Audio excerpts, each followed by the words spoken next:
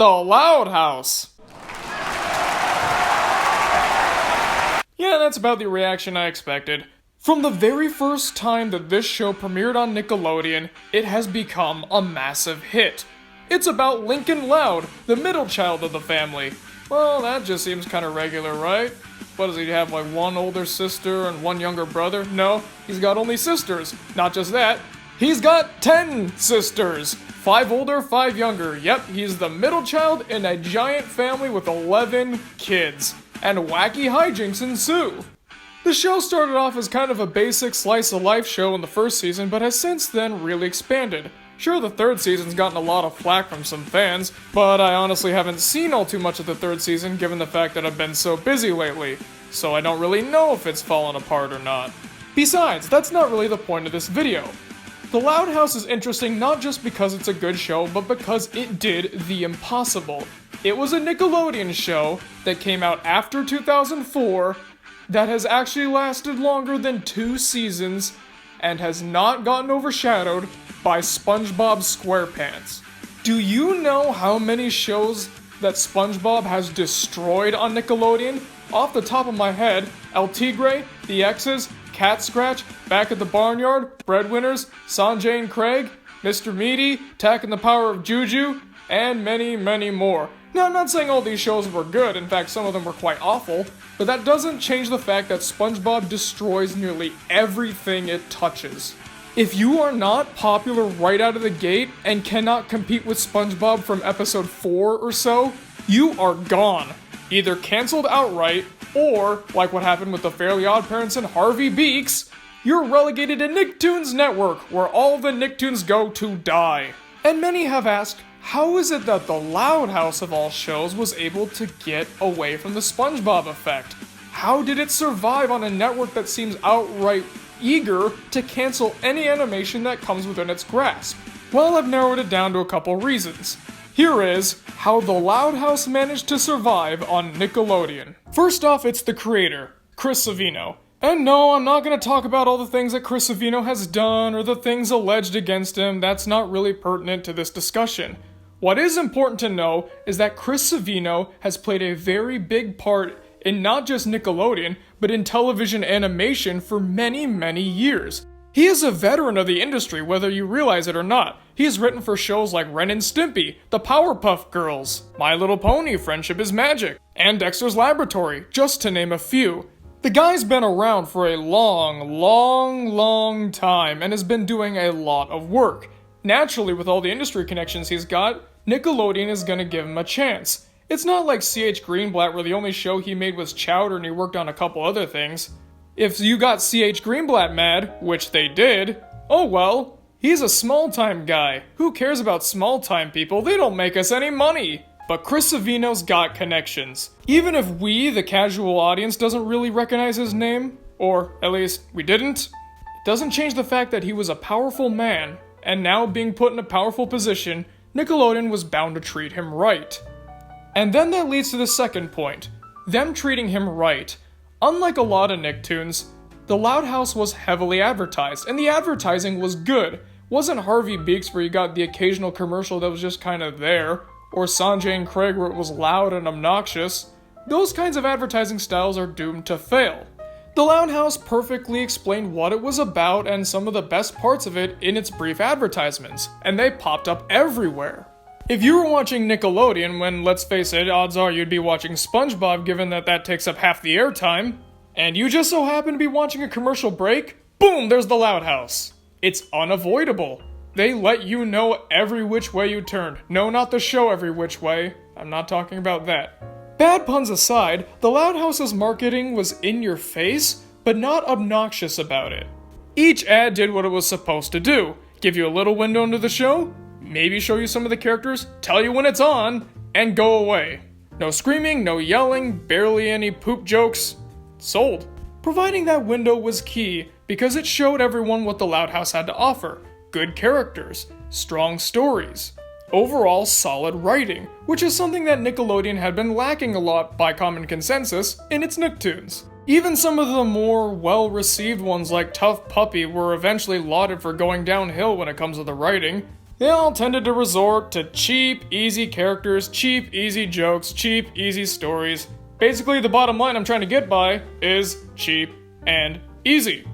Loud House didn't really seem like it would be offering that. Sure enough, it didn't. But we wouldn't know that until we actually saw the show. The characters seemed well made, fairly unique, even if some of them were bordering on archetypes. The writing seemed fun, the dialogue was snappy, something that was very different from what all the other Nickelodeon shows were offering. And that's one of the big things right there. It was different. If you look at all the other cartoons that were on, well, okay, not all the others because there was barely any on. Let me rephrase that. Look at what they were airing recently. Breadwinners was about two dudes who were loud and obnoxious having crazy adventures. Sanjay and Craig was about two dudes who were loud and obnoxious going on crazy adventures.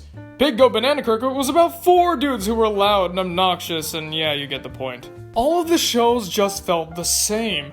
Each show they made felt like they came off of an assembly line. All the same tropes, all the same elements. What's the point? It's the same show with the same humor, just a different coat of paint. But the Loud House wasn't that. The tone itself was different. It wasn't about loud and obnoxious people, although they were in the cast. It was more of a slice of life show, something Nickelodeon hadn't done for a long time, and something that did prove to work in something like Hey Arnold. Just because it's a cartoon doesn't mean that it has to be loud, abrasive, and act like it's all hyped up on sugar all the time. It can be quiet, it can be down to earth, and it can even be realistic. The characters can make you feel like these are actually people you've known in your day-to-day life. That helps you relate to them better, and when they go through situations or struggles, you tend to latch onto them more and feel for them more. Especially because The Loud House wasn't just a comedy show and actually did focus on developing and improving the characters as time went on, this would be very crucial.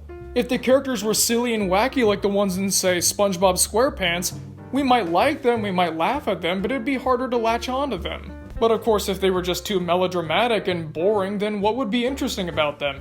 We can't be invested in them if we don't find them interesting. And clearly this show found that middle ground.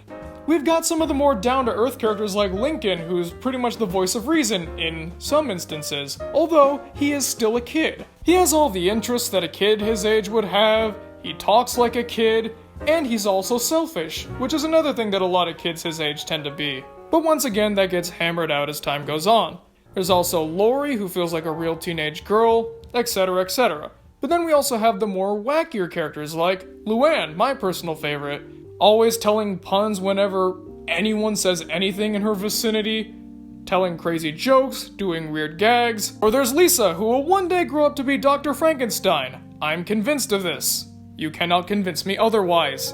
It's a nice blend, and neither of them go too far into the categories that they're set in. They can have their wacky moments, they can have their serious moments, which makes them more fleshed out and more interesting. They have two sides to the coin. Not to say Nickelodeon has never done a show like this before. I mean, I mentioned Hey Arnold in this video, but they've also done Doug, which was another slice of life show, albeit far more boring. And I guess you could kind of call Rugrats a slice of life show, definitely All Grown Up. But honestly, I don't think they've done something like that since All Grown Up, not including that spin-off that lasted 4 episodes, we don't talk about that. They kind of walked away from the slice of life, regular person, down-to-earth show.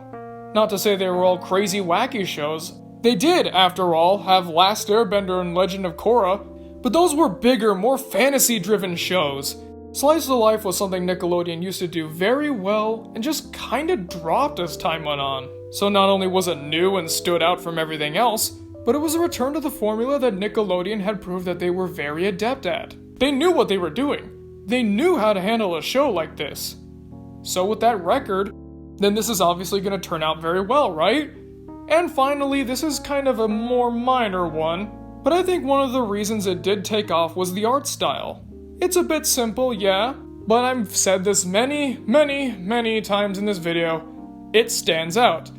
All the shows, with the exception of SpongeBob SquarePants, on at the time were either cheap flash animation that didn't really try, overly grotesque and disgusting, then that was pretty much just their shtick, or cheap 3D animation that wasn't very impressive looking. I'm not gonna say that this animation shouldn't win any awards or something, but it is nice to look at. It's colorful, it's vibrant, it moves well, and everything's well designed. So on top of being nice to listen to and nice to witness, It's just nice to look at as well. And that's the best way I can describe the Loud House. It's a nice show. Before this show came out, everyone thought that Nickelodeon doing this kind of show was ridiculous. They would never do something like this ever again. But they fooled everyone, and here we go. The Loud House is now one of the biggest shows on television right now. And I'm glad for its success, although, if I am gonna be honest, I'm a little scared for its success. I'm not saying that the show could go downhill. Apparently, that may or may not have already happened. Again, I haven't really caught up. But I am aware of what Nickelodeon tends to do when they have a success. Not just with SpongeBob, with Rugrats, with the Fairly OddParents back when it was popular, and I'm sure a couple others. They tend to never, ever let it go until the show is dead and buried. Especially with the whole Camp Coral thing coming out now, how they waited for Steven Hillenburg to die before they made all of these really seedy decisions and cheap, no creativity spin-off ideas. It has become abundantly clear that they will squeeze every single penny out of a franchise until it is nothing but a corpse and a husk of what it used to be. Spin-offs, keeping the show going way too long, merchandising. They just turned it into a corporate machine and then they kill it because it can't generate anything that's worth revenue anymore. We're already starting to see this too. The movie was announced, there's a spin-off which, no, I have not seen, and I'm sure these things are gonna be good. I hope they're gonna be good, but it just paints a solemn picture of what's to come. Sometimes the show does do as good as SpongeBob, sometimes even better. So, one wonders what the future holds for the show. But I'm not gonna dwell on that. Right now, I'm just gonna sit back and enjoy what we've got now, and honestly try to catch up because it's been quite a while. Through and through, The Loud House is a standout series. It has everything going for it, both on screen and behind the scenes, and I'm glad that it's here. And judging by the massive fan base this thing has got, I think most of us can agree. Well, folks, thank you very much for watching. What do you guys think of The Loud House? Where should I start up again if I am gonna start watching it again? And is it true that the show has gone downhill? Comment below and let me know because I'm always excited to hear what you guys have to say. If you're wondering why this came out on Christmas, it's because you guys all wanted me to do this. You voted for it and, well, here you go. I'm glad I could be of service. Merry Christmas, hope you enjoy your gift, and I'll see you guys next year.